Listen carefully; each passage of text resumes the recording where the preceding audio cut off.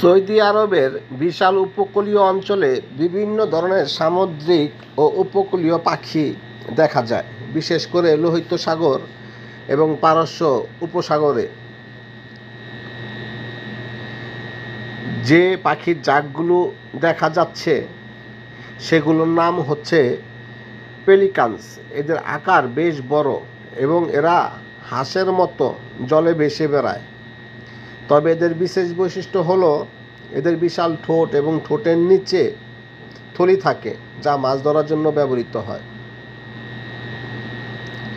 Saudi আরবের সাগর উপকূলে, বিশেষ করে লোহিত সাগর এবং পারস্য উপসাগরের তীরবর্তী এলাকায় যে দুটি প্রধান প্রজাতির পেলিকান দেখা যায় তারা হলো গ্রেট হোয়াইট পেলিকান।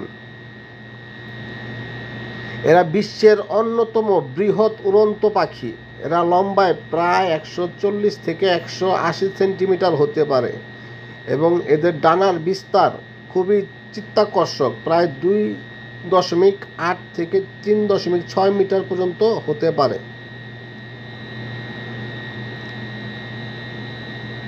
পাখিদের দেহে মূলত সাদা হয়, তবে উড়ার সময় ডানাগুলো প্রান্তে কালচে পলক দেখা যায়। সৌদি আরবের উপকূলীয় অঞ্চলে ও জলবায়ুতে নিয়মিত দেখা যায়, বিশেষ করে শীতকালে। এটি খুব বড় এবং গ্রেট হোয়াইট পেলিকানের প্রায় সম আকারে হতে পারে। এটি বিশ্বের সবচেয়ে ভারী ও উড়ন্ত পাখি।